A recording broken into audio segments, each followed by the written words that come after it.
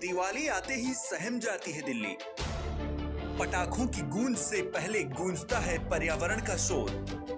दिल्ली की हवाओं में किया जाता है दम घुटने का दावा। पटाखों से छाई धुंध में घुल जाती है धार्मिक तासीर।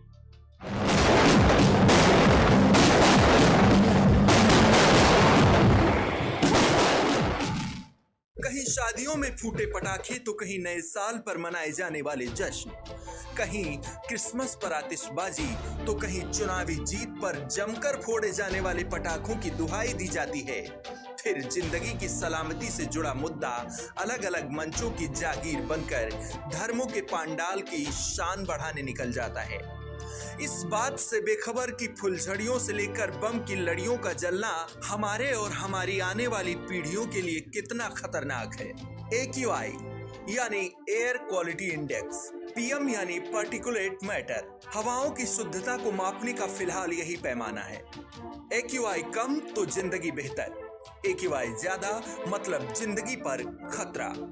सामान्य तौर पर हम और आप इतना ही जानते हैं, हवा में मौजूद PM 2.5 बेहद खतरनाक होता है, क्योंकि ये पार्टिकल इतने छोटे होते हैं जिसे हम ना देख सकते हैं ना ही महसूस कर सकते हैं। ये आसानी से शरीर में जाकर खून में मिलते हैं और फिर फेफड़ों सहित कई भीतरी अंगों को नुकसान पहुंचाते हैं। एक रिपोर्ट के मुताबिक हवा में मौजूद ये अदृश्य पार्टिकल हमारी जिंदगी के दिन भी कम करते हैं। पूरी दुनिया में इसका एवरेज 2.2 साल है, जबकि दिल्ली में करीब 9.7 और उत्तर प्रदेश में 9.5 साल है। यानी कि अगर आप दिल्ली में रहते हैं तो आपकी कुल जिंदगी में से 9 साल 7 महीने कम हो जाएंगे।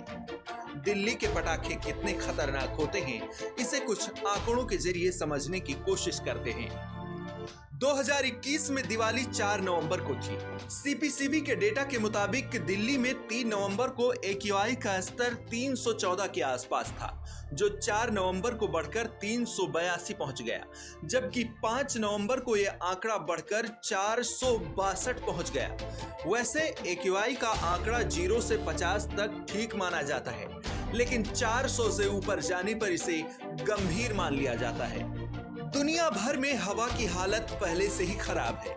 खराब हवा के चलते दुनिया भर में करीब 70 लाख लोग बेमौत मारे जाते हैं, जबकि अकेले भारत में मौतों का ये आंकड़ा 16.7 लाख से भी ज्यादा है। अब जबकि हवा पहले से ही इतनी खराब है, तब पटाखों की गूंज भले ही आपको आनंदित करती हो, लेकिन इंसानी समाज को इसकी बड़ी कीमत चुकानी पड़ती है।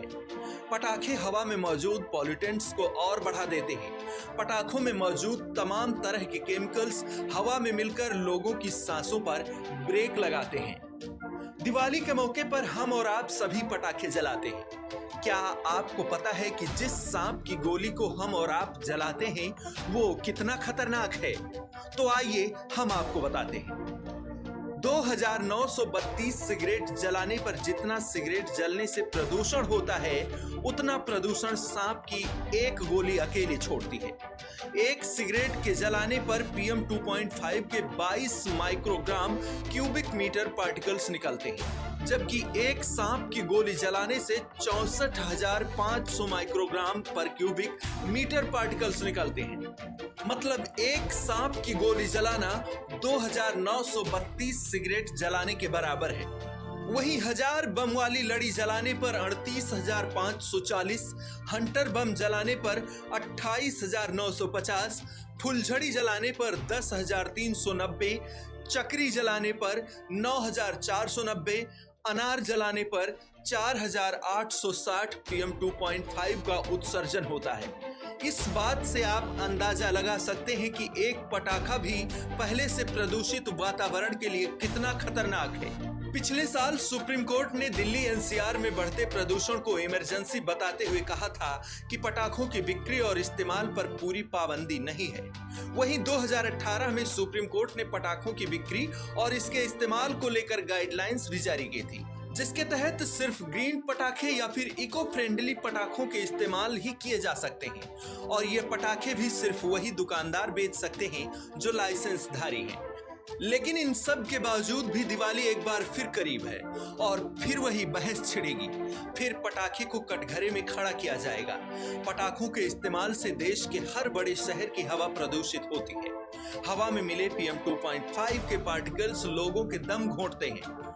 लाखों लोग मारे जाते हैं। सरकारें सिर्फ पटाखों पर पाबंदी के आदेश देकर घर बैठ जाती हैं, जबकि पटाखों के जलाने के अलावा भी बड़े पैमाने पर प्रदूषण फैलाने वाले कारण हैं, जिन पर भी मजबूत पाबंदी लगाई जा सकती है। लेकिन दिवाली के करीब प्रदूषण और पटाखों पर चर्चा के बाद ये किताब 1 साल के लिए बंद कर दी जाती है। हाँ, पराली जलाने को लेकर सरकार जरूर सख्त हुई है। दुनिया भर में फैल रहे प्रदूषण को रोकने की हमारी और आपकी जिम्मेदारी है। इसलिए हम बहस में न पड़कर सिर्फ अपने आने वाले भविष्य की चिंता करें तो बेहतर होगा। ब्यूरो रिपोर्ट, आज की खबर।